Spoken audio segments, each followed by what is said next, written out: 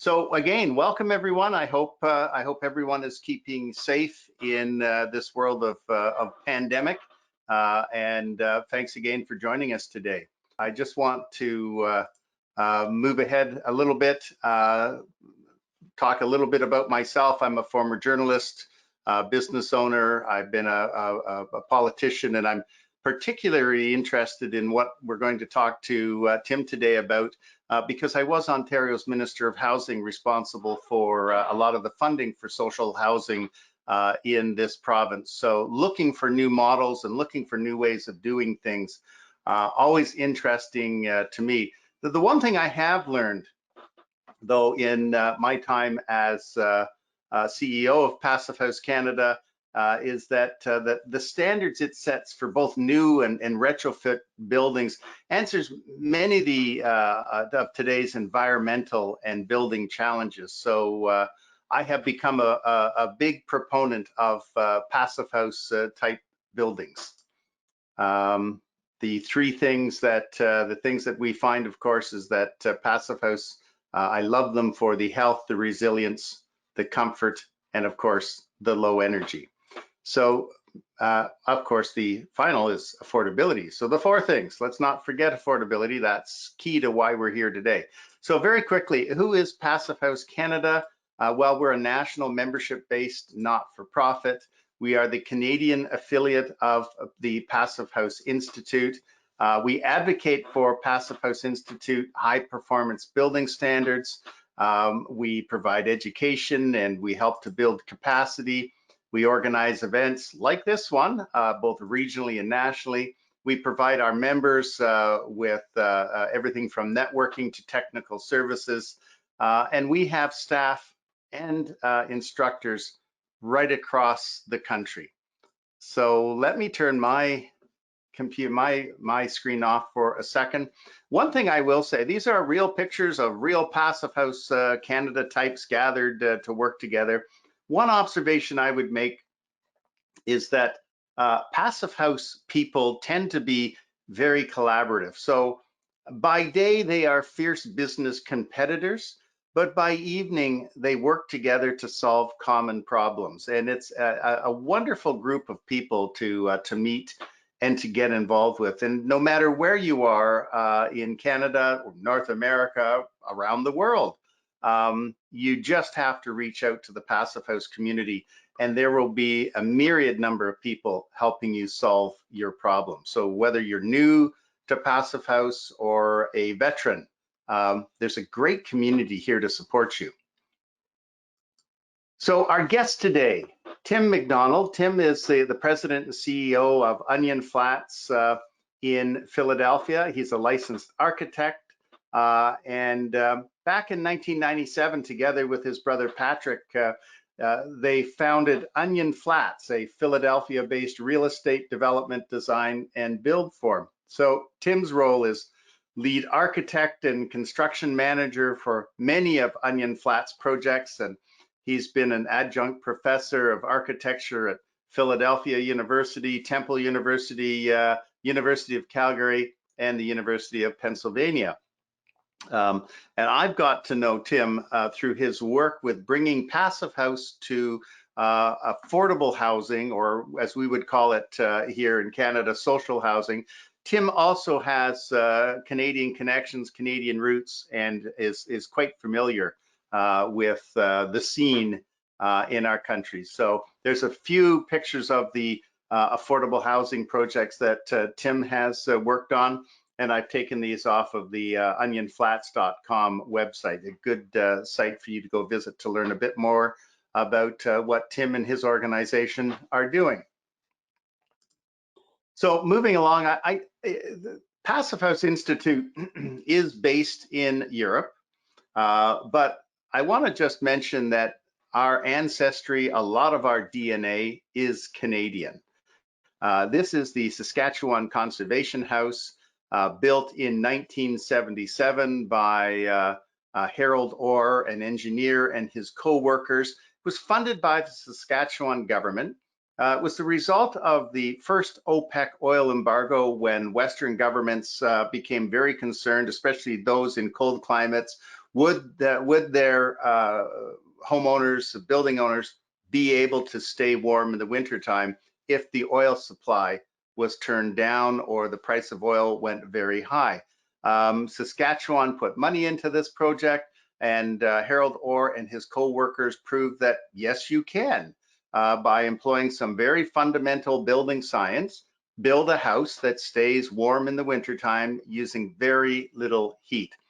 This building's been acknowledged by the Passive House Institute as an ancestor of today's modern passive house standards. So I always like to point that out to for us Canadians in the audience, that while we didn't, we didn't have the idea first, the DNA of our homes is imprinted in passive house standards.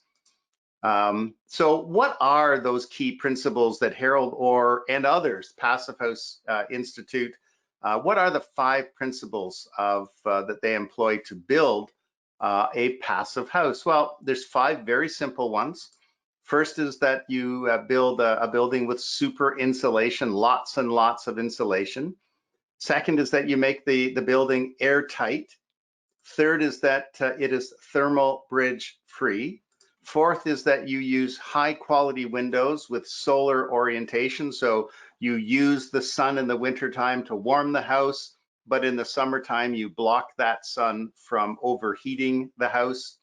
And the fifth is that you have a really good quality ventilation system with heat recovery. So those are the 5 principles.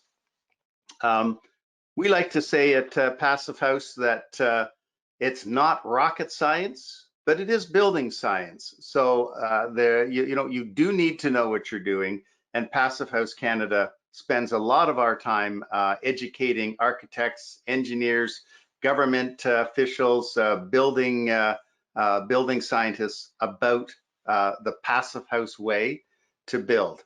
But listen, without further ado, I want to invite Tim McDonald to turn his camera on, and I will do the same. And we'll move to a conversation with Tim. Now, Tim, I put a few questions up, as I mentioned to you earlier.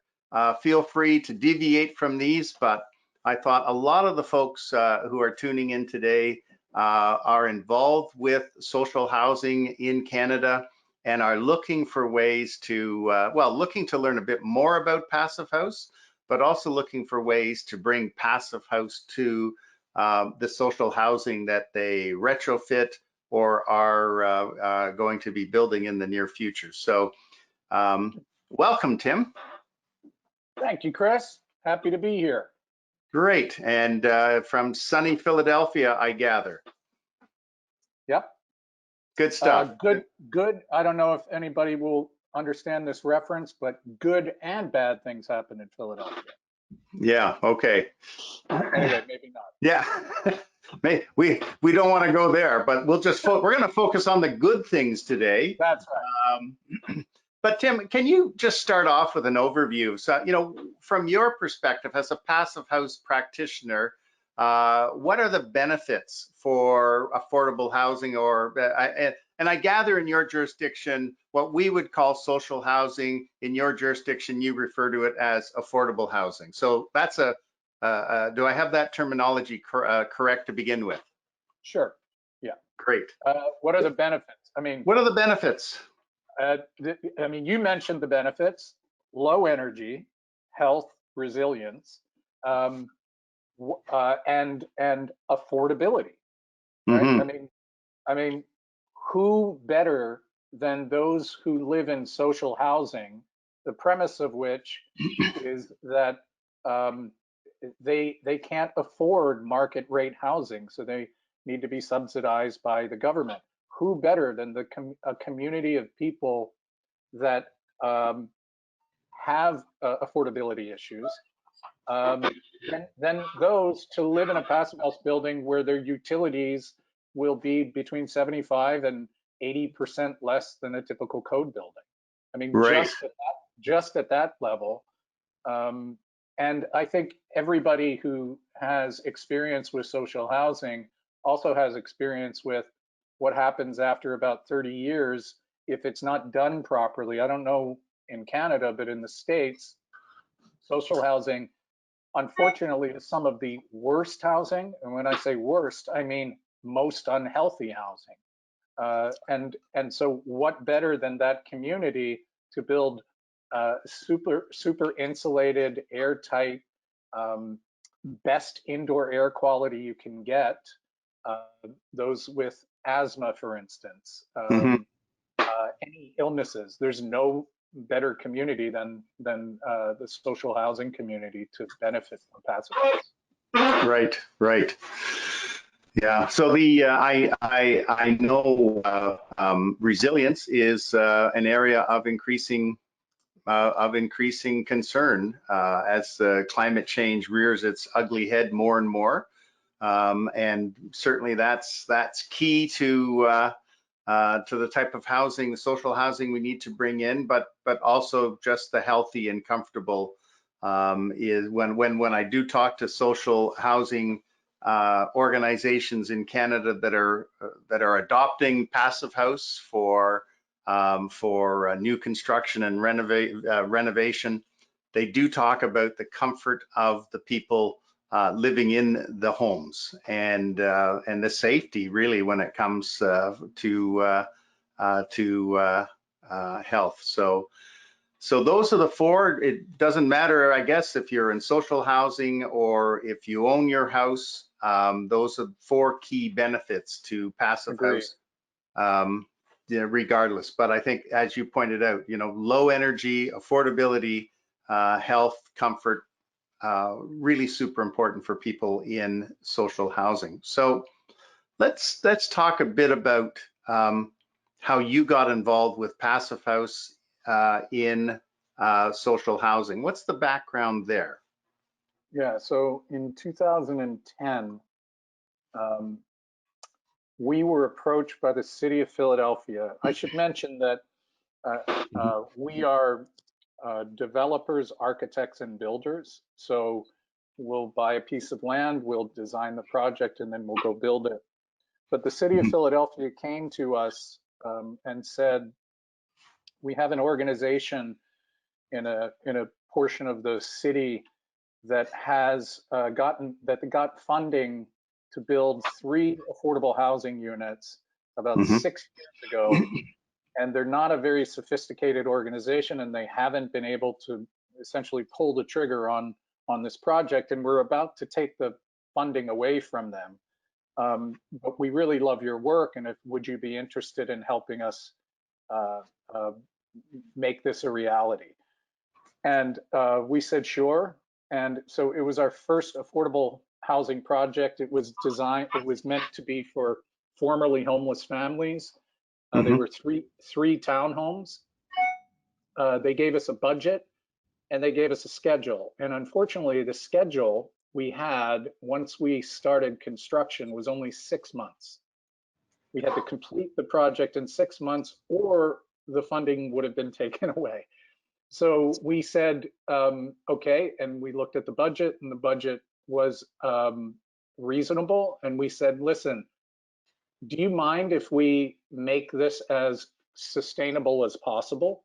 And they said, sure, as long as you stay on budget and on schedule. We didn't even tell them about Passive House because at the time, almost 10 years ago, um, Right. just didn't seem reasonable. If we could stay on budget, on time, and we brought in a passive house project, then um, who would care? Right. So that's what we did. They gave us freedom to design and build this project. We built it in a modular factory, and we were able to deliver it on time, on budget. And that at the time was $129 a square foot. And Wow.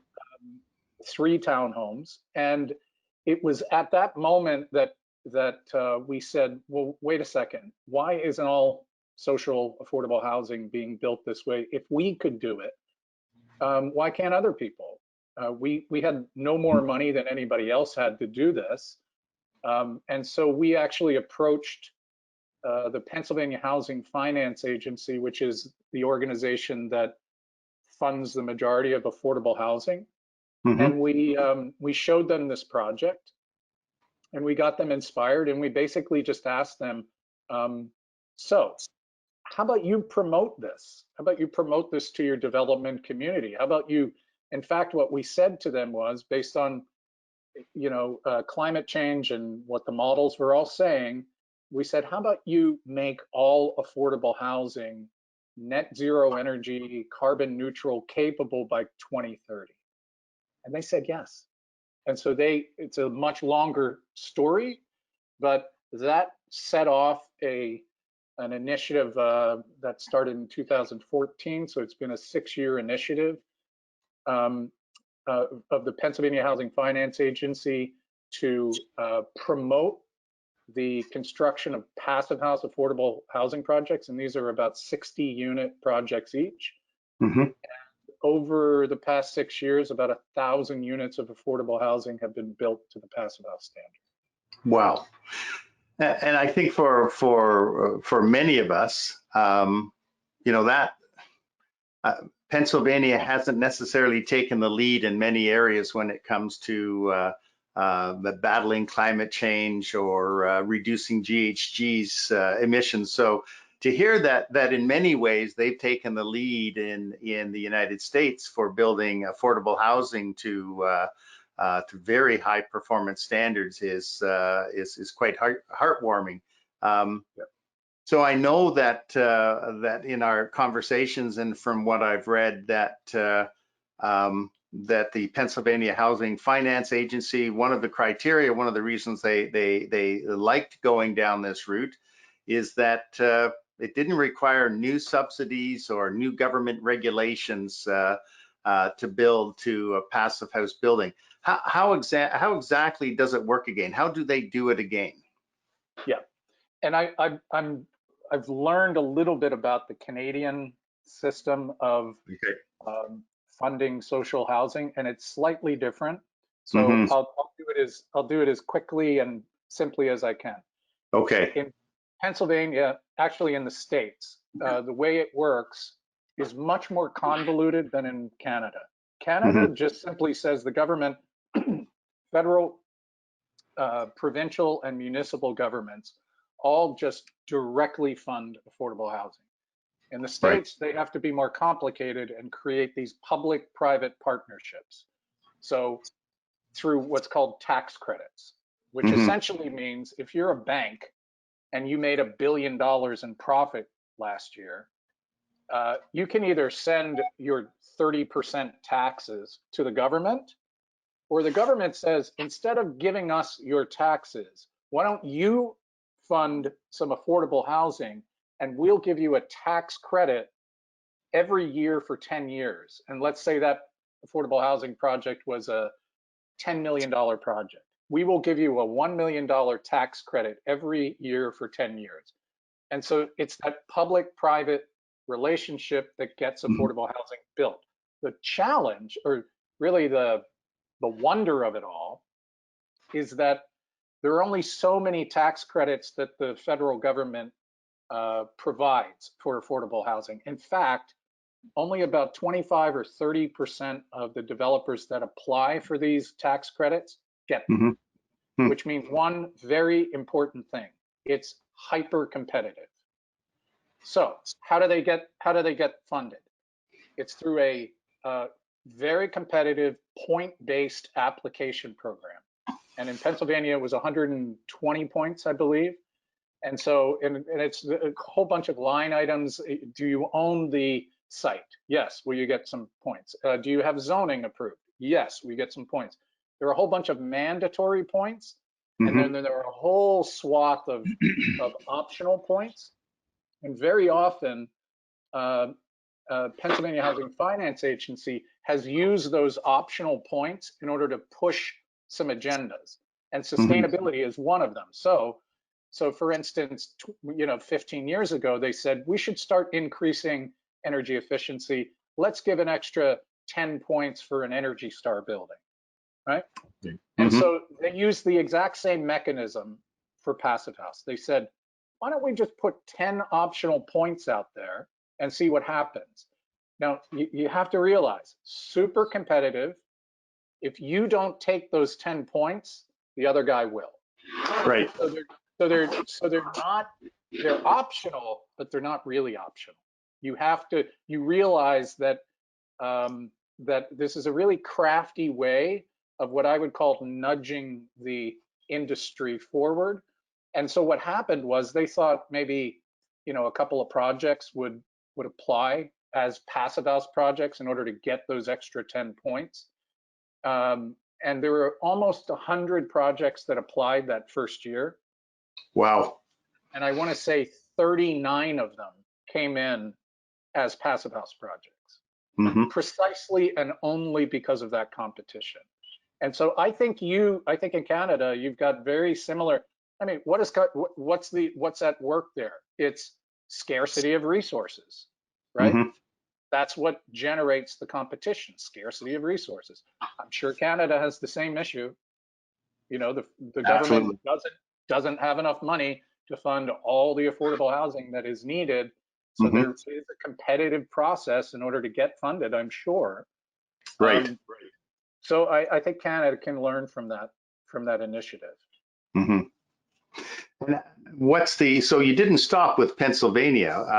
Have you got any of the latest stats from Pennsylvania in terms of houses that are being built, or affordable housing that's being built to passive house standard?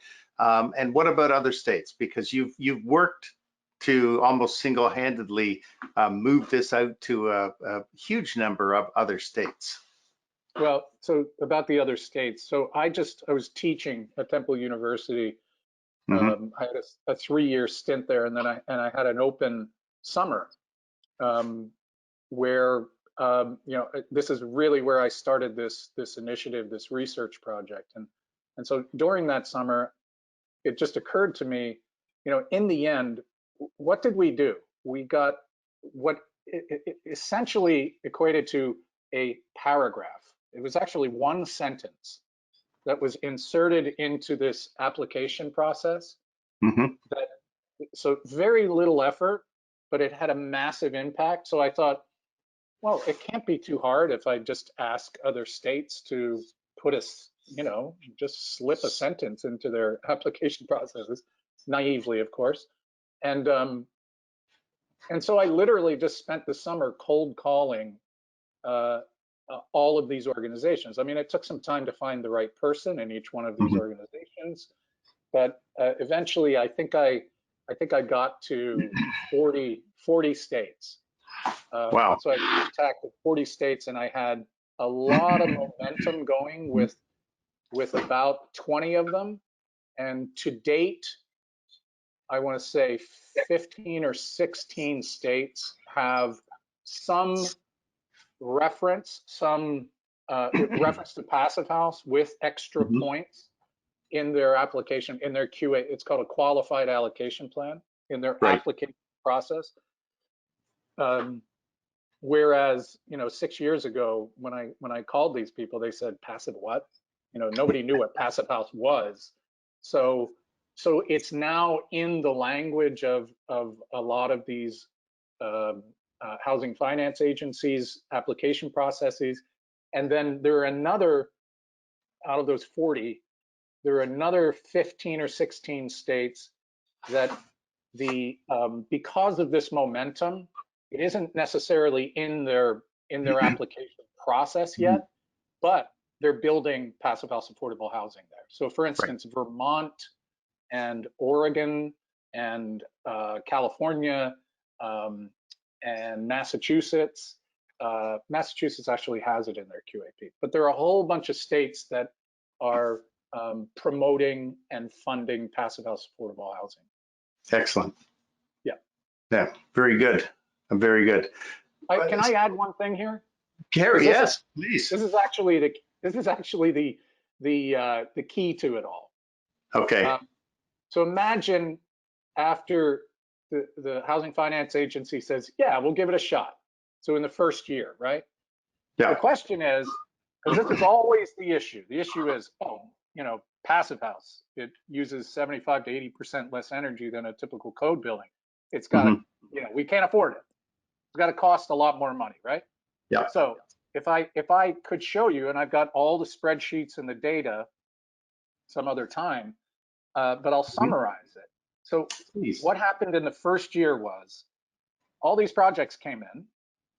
They, as I said, 39% of them came in as Passive House projects. But then they gave me the spreadsheet of every single project, and they distinguished the projects that came in as Passive House projects compared to the kind of everyday code buildings. And they gave me the construction costs of all of these projects. And so we added up all the Passive House projects and compared them to the code built projects in the first year. And the cost difference for Passive House was 2.5% more. Now, Pennsylvania Housing Finance Agency said, that's ridiculous. We thought it would be a lot more than that. Well, Mm-hmm. this is terrific.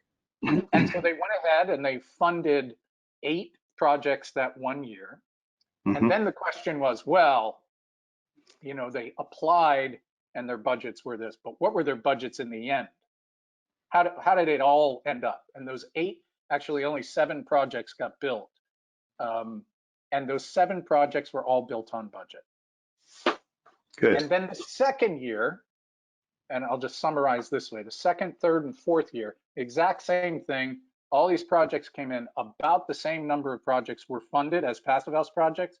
And guess what happened to the comparative cost? It flipped.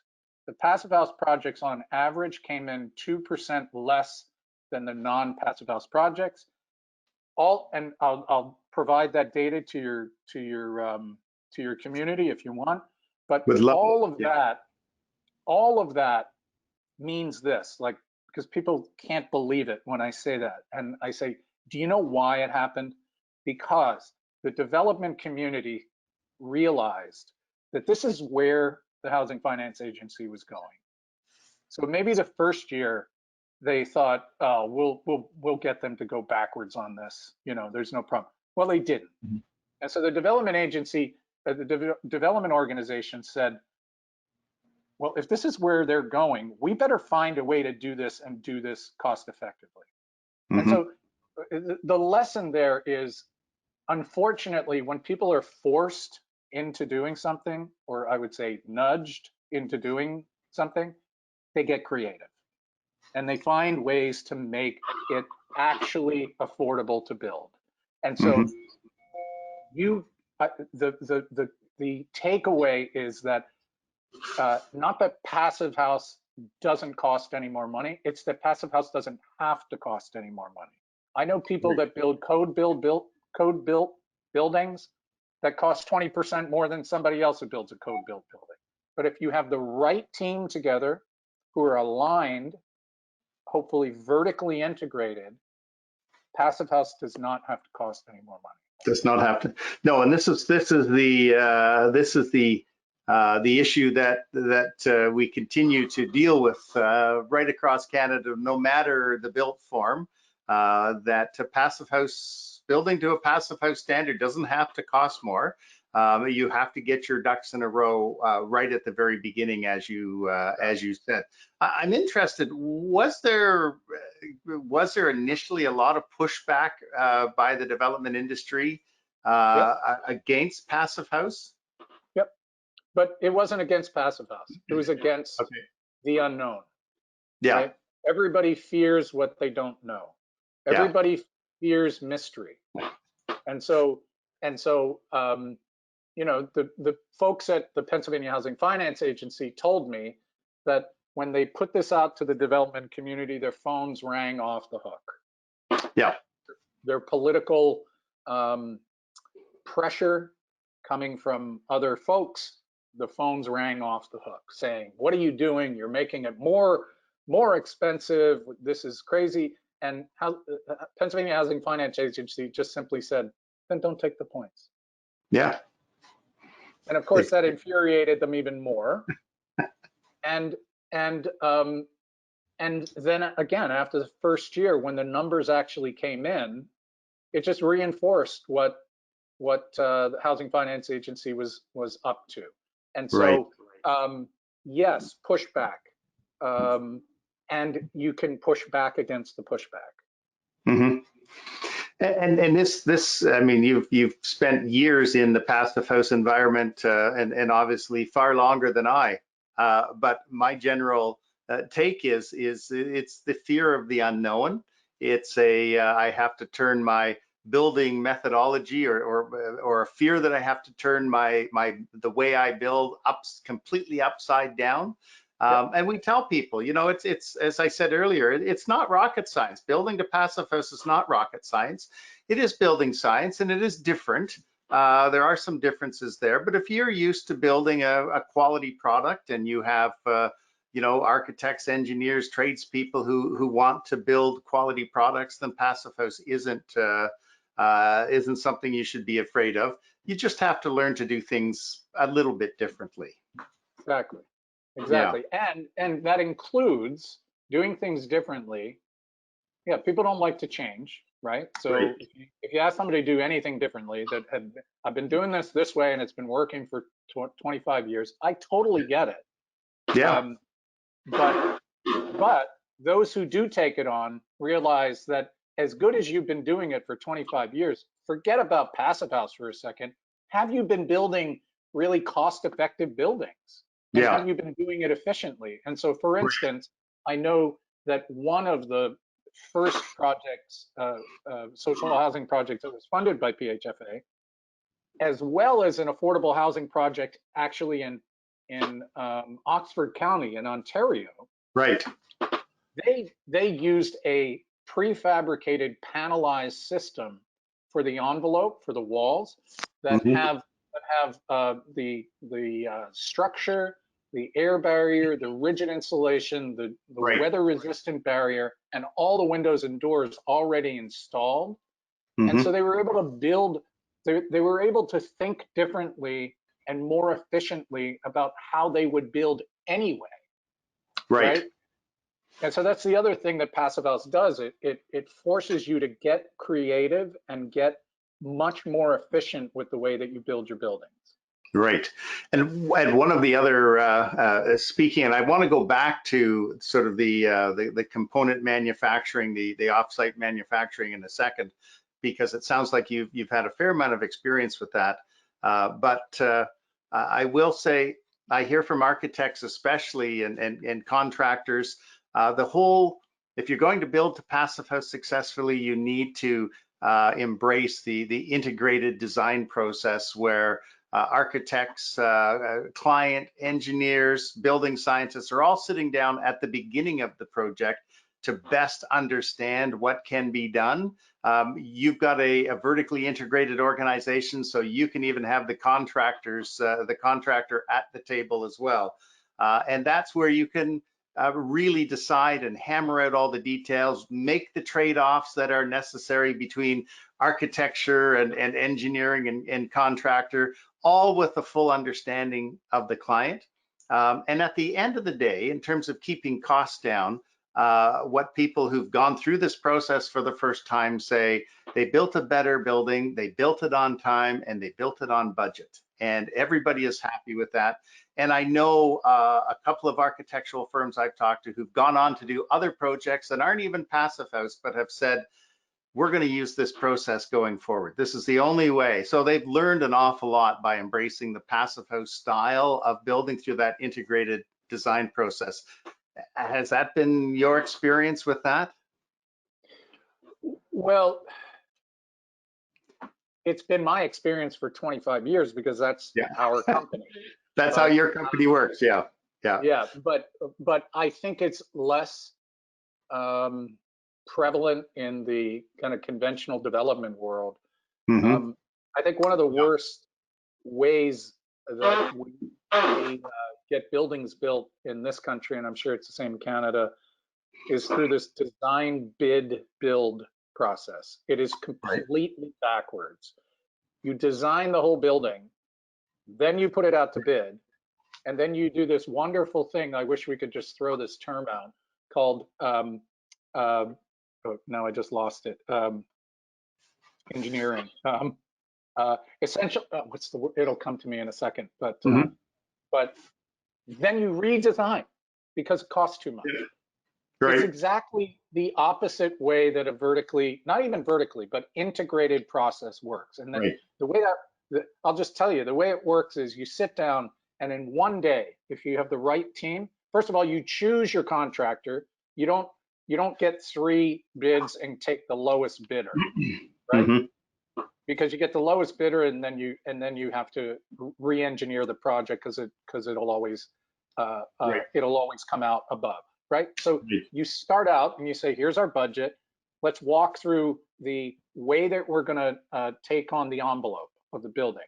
Let's walk Mm-hmm. through the strategies that are the most cost-effective, efficient ways of doing HVAC, electric, plumbing, structure, and so forth. You develop a kind of framework, a design framework within which everybody, this is before pencil goes to paper, this is before any design happens, Mm-hmm. and everybody lives within that framework as the project develops. And so Right. you're always bidding. You don't just design the entire project, then put it out to bid and then redesign. You're always bidding the project as you go. And so Right.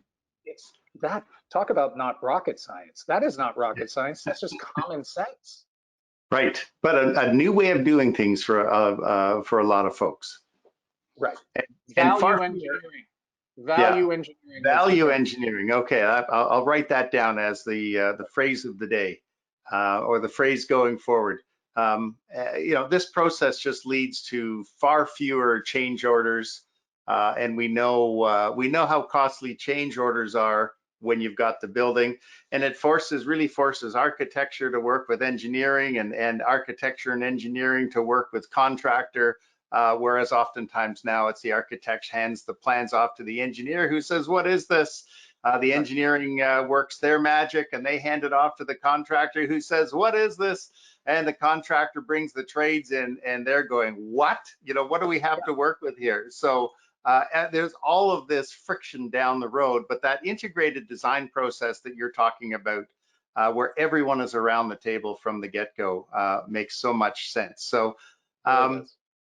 just the key thing that I wanted us to talk about today, and I will love to see the data you've got, and we're building our own white paper around affordability of passive house for social housing in Canada. So love to have that data.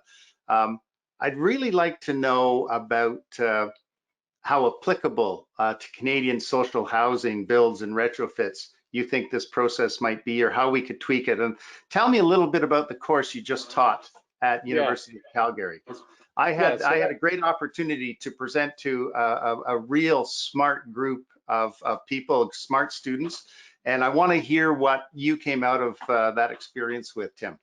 yeah. And thanks for participating in that. This was a 1 week intensive course, 4 hours a day online with a group of 15 students. And I basically just, framing of the course was this. I broke the students up into 3 groups of 5. And I Mhm. said, you know what? I want you 5 people to analyze the federal, the provincial, the municipal, and your university's climate action plans. Simply, I want you Right. to I want you to research and articulate what are the climate action plans from all of those organizations, and do they align? And if they don't, why don't they, and so forth. So just have that right in your head. I want another Mhm. group of students to analyze affordable housing, social housing. How does it get funded? And turns out it's funded up from all 3 different tiers, from the federal government, the provincial, and the municipal government, plus some other areas. But do some research on that and talk to us about what opportunities there might be to connect how affordable housing gets funded to climate action plans. And then the third group, passive house. Research what passive house is in Canada, why it came to Canada, what the metrics are about, some case studies about what have happened here, what the costs were about that, and how can passive house then influence affordable housing, and obviously it influences the climate action plan. So it was a tall order. I asked them to take on stuff they had no experience with, and I was absolutely blown away by what they created. And by the way, the premise of all of it was, once you do that research, what I want you to come up with is what I called leverage points. I want Mhm. you to articulate where, and the leverage point that I found at the Pennsylvania Housing Finance Agency was competition. That was my leverage point. It was like I put a little bit of effort and it had this massive impact. So where are these hidden points of leverage that you can use, whether it's through the way affordable housing gets funded or whether it's through political pressure? Why is it that Alberta's climate action plan is tied exactly to the same metrics as the federal action plan and Calgary's climate action plan, and yet your emissions are going up? How is that possible? Who is responsible for that? Is there a way in to that conversation with affordable housing?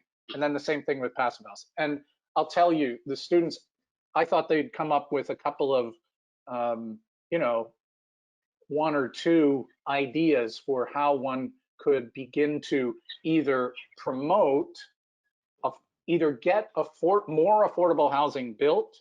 That was number one. They all said, and this wasn't even part of the course, we need to build more affordable housing. So what are the mechanisms, what are the leverage points that you have discovered that can get more affordable housing built? And then others were, how can you get them built to the passive house standard in order to meet these climate action plans? And I have a list, they're compiling the list right now, this just happened last week, of about 10 or 20 leverage points that I will share with everybody. And Great. And it was really about the kind of group dynamic and the passion of these students to dig into these really, what are typically really dry issues, that they got totally jazzed about it. And I think they're willing to share all of that data with you. Excellent, excellent. Can you highlight a few of the key takeaways from it, and then give us a teaser, if you will? So for instance, one group said, what we're realizing is that, number one, local efforts work best. So they surmised all of this. So instead of thinking about the federal climate action plan or the provincial or the municipal, they want to focus on the university, right? So one group did this analysis of all the capital projects that are planned for the next 20 years at the University of Calgary, right? And then they discovered a couple of examples of projects that are have been built to a net zero energy standard on campus or off campus, and they are now in the process of creating an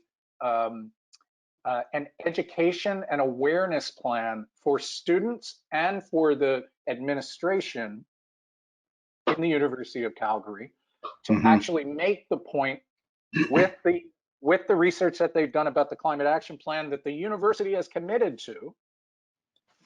They're about to make the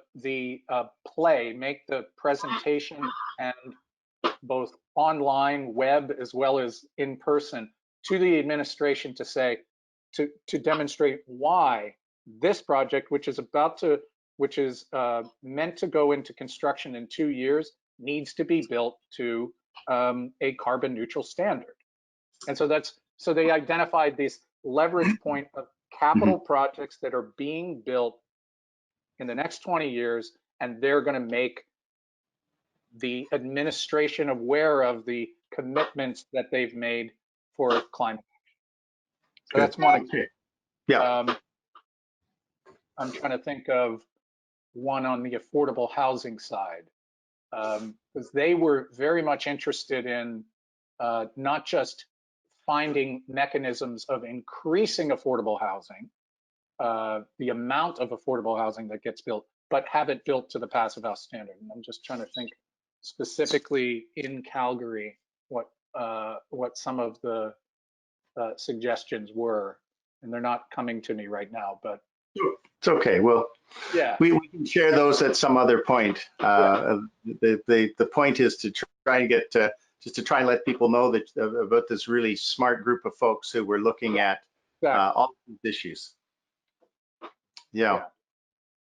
Good. Okay. Well, I think, Tim, you and I have been chatting for a little over 35 minutes. The time flies when you're having fun, etc.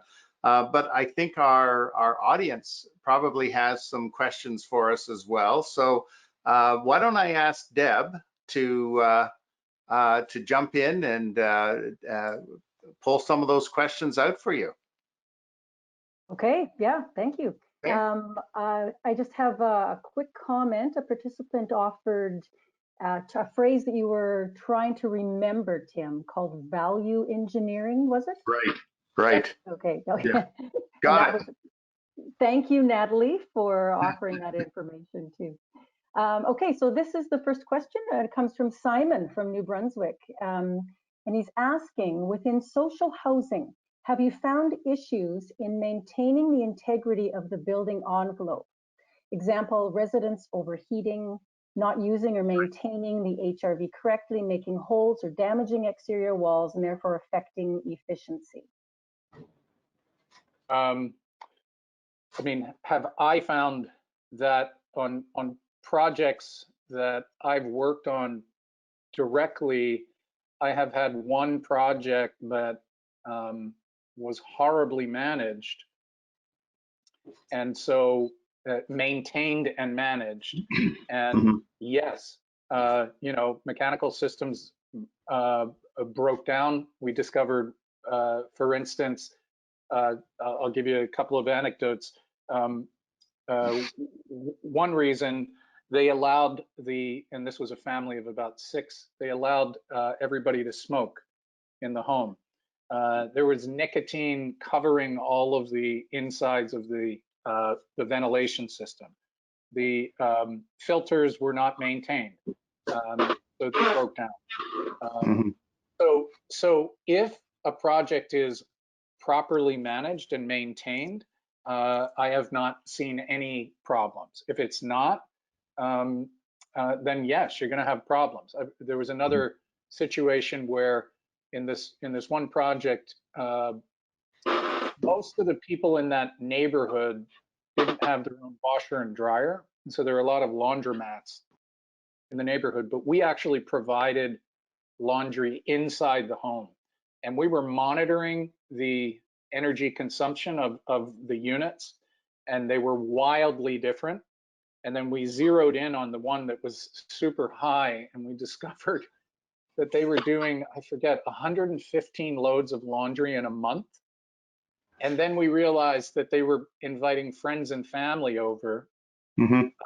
So it was essentially becoming a laundromat for friends and family. Now that did a whole bunch of things. Not only did it increase the amount of energy that the building used, but it increased the heat inside the home, especially in the summertime, to the point where it was super uncomfortable, and the air conditioning couldn't handle that load. And then they would do things like, and then all hell broke loose. They would do things like, even in the wintertime, it was too warm because of all the heat being generated from the dryer, the heat being generated from the mechanical equipment, and all the internal heat gains of the people.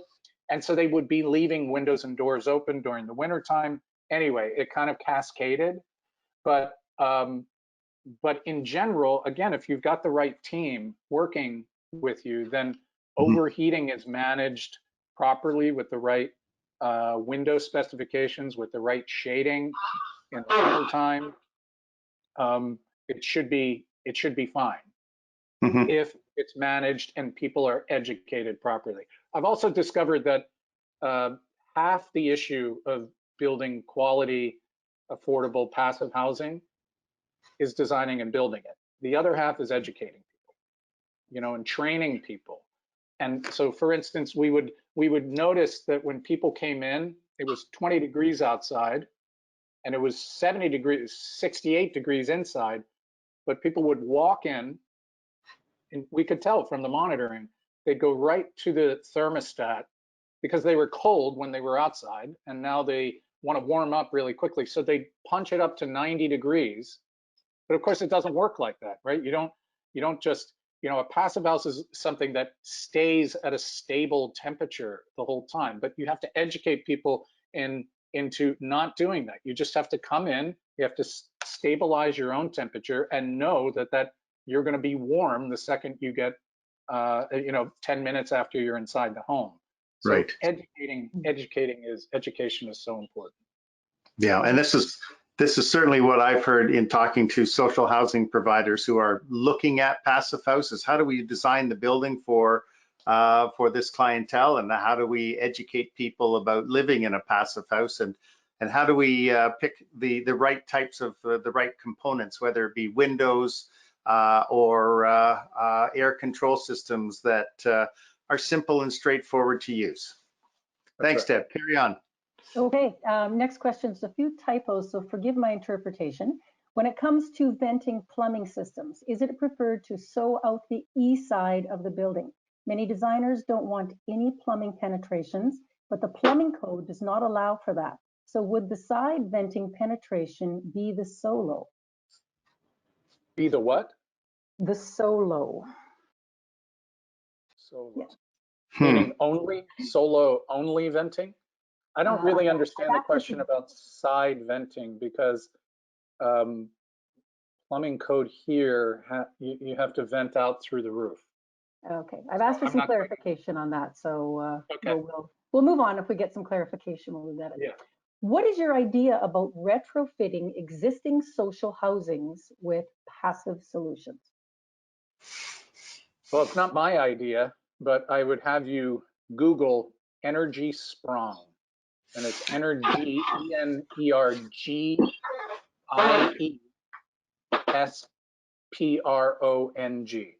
And this was a strategy that was developed in the Netherlands, which is being picked up by a bunch of organizations in North America right now. One of them is Rocky Mountain Institute. The other is in New York. There's a huge retrofit plan that is essentially pilfering the strategy of Energy Sprung in the Netherlands, and it's brilliant and totally inspiring. Imagine a block of row homes, 2 stories, that were built in the 60s that have virtually no insulation, single pane windows.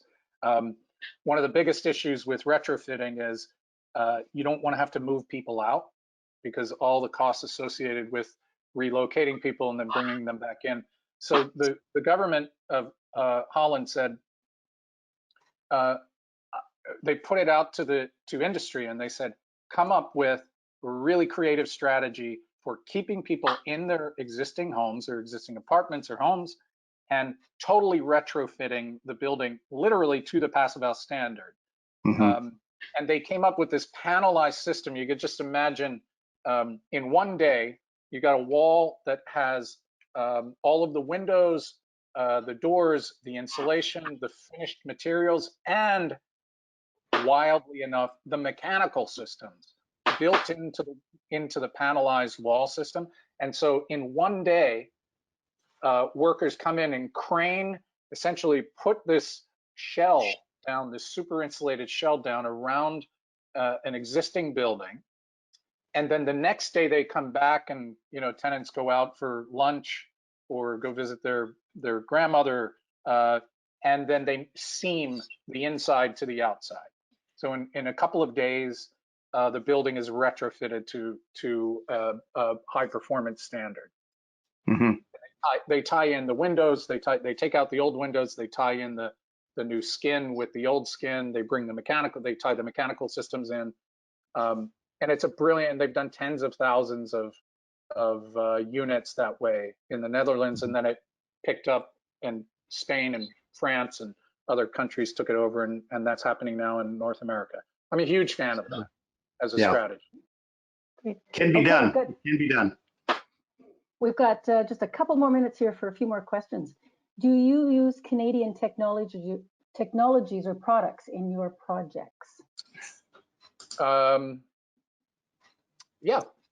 The most predominant one is it's a fairly new product. They've been around for a few years, but I think they've demonstrated their worth in the industry. It's a combination ERV heating, cooling, and dehumidification unit called the Minitaire unit. It's by a company in Quebec called Minitaire, and we've used it on a project, and a lot of affordable housing projects or developers are looking to this technology. I think you need a little bit of a background there. Once you get into, as an those of you who are architects here, you start designing passive house buildings, whether you like it or not, you're going to have to start learning a hell of a lot about mechanical systems in a good way. Like I know enough to be dangerous, but I really understand now the integrated relationship that needs to happen on every level with heating, cooling, and ventilation primarily, also hot water.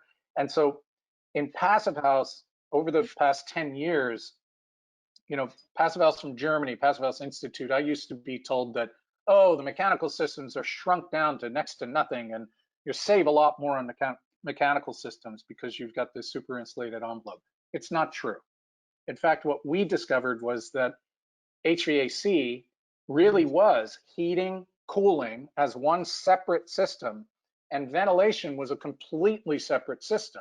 And so you're running ductwork with an energy recovery ventilator or heat recovery ventilator that just brings fresh air into a building and exhausts stale air. That's an entirely separate system from the heating and cooling. And what we were finding for years was that it was actually doubling the cost of our mechanical systems.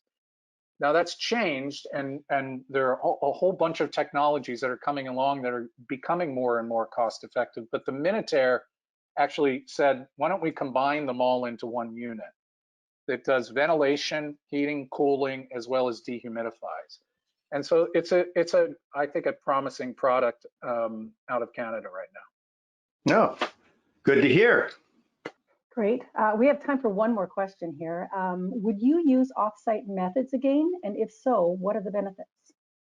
Absolutely. In fact, I've said before, I'll never install a window on site again. And you got to understand, these are triple pane windows. They're heavy. They're, they don't have nailing flanges. They've got these clips. Anyway, it's a lot of work. It's a lot of, in the middle of the snow, sleet, rain. Why are we still building the way we did effectively 100 years ago? We are so behind. Can you imagine if cars delivered all of the pieces to your driveway for on-site assembly?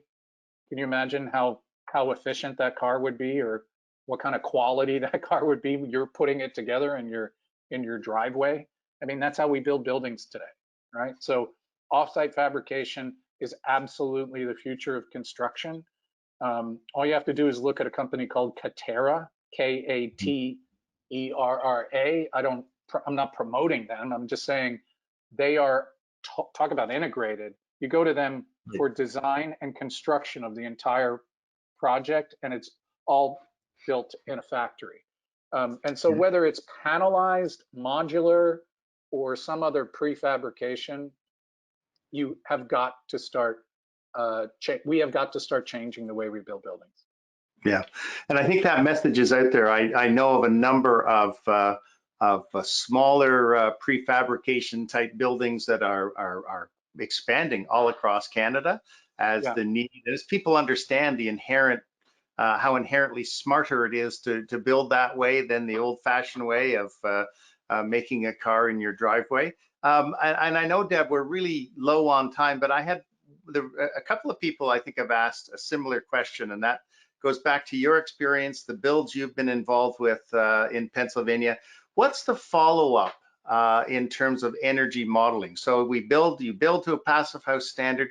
Do you monitor energy usage and over time, and are these buildings performing as you wanted them to? Yeah, so we do monitor them, and I got to say, it's our weak link, it's our Achilles heel. Speaking personally, just because it's the thing that takes so much energy and time afterwards and the follow-up, we just haven't been putting the resources towards it. But you know, some of the projects, it's complicated because, for instance, we just finished a 28 unit project, and we have a massive solar array on the roof. The building seems to be performing the way we projected it, but the solar, you know, there are always issues with buildings. So an inverter went down for a couple of months. We didn't know it. So that meant the energy wasn't being generated. So that means we've got to wait another couple of months before we know really where the production and the consumption are as aligned as we've experienced. So it's really on another project, we experimented with a geothermal system. Turns out that geothermal system is using about twice as much energy as we expected. But that's not because of the passive house issue. It's because of mechanical issues within the system itself. So so if you build it is so critical to have third-party verification, which is what building to the passive house standard and getting it certified means. You have to have a third party come out and make sure that your envelope is built accordingly, according to the plans, and that your mechanical systems are working according to plan. There's so many times where I've seen on projects where the ventilation rates work in some units, but they don't work in others. So you really gotta focus on that quality assurance through a third party organization to verify that the building is working the way it's supposed to, and follow up with monitoring. And follow-up monitoring, yeah. Well, I suppose that's a great place to end our conversation, is talking about quality assurance and when it comes to passive house builds and the number of things that have to happen from beginning to end, air tightness testing, third-party verification, all of those sorts of things that go a long way to make sure that the end user gets the building that they paid to get at the beginning. So I want to thank you, Tim, for not only being a great advocate on behalf of Passive House, but being here today and telling us a little bit about all the things you've learned. And whatever information you've got that you can share with us, as they say, we'll be in touch because we'd love to share it with the broader Passive House community. And for anyone who's watching the webinar today who is interested in passive house for social housing or passive house for any type of building, feel free to reach out to us. As I said earlier, we have lots of people in the passive house community right across Canada, and all of them would love to be able to talk to you and help you through your project, gain approvals for your project, whatever. In many areas of Canada, we're still at the early stages, whereas Tim said earlier, we say passive house and people say passive what?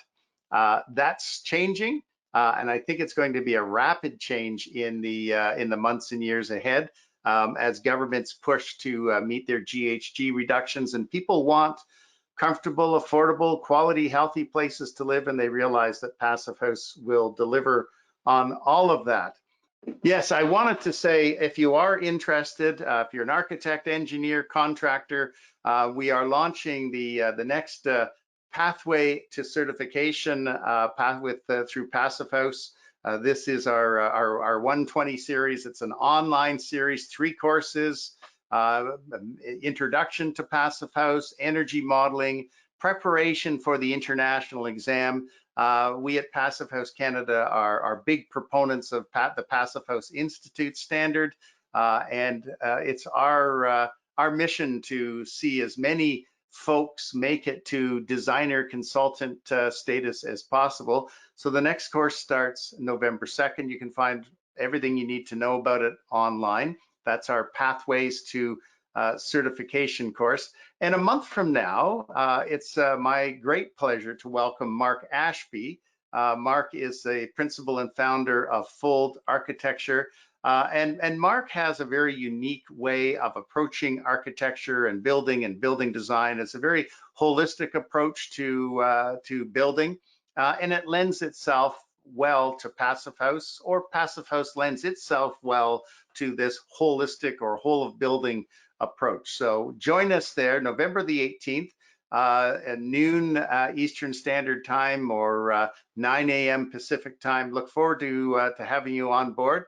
And again, at any time you have any questions about Passive House building, or anything we've discussed today, feel free to reach out by phone or by email. We're here to answer your questions. Thank you very much, everyone, and have a very safe month until we meet again. Take care, wear a mask, wash your hands, be careful out there. Thank you very much.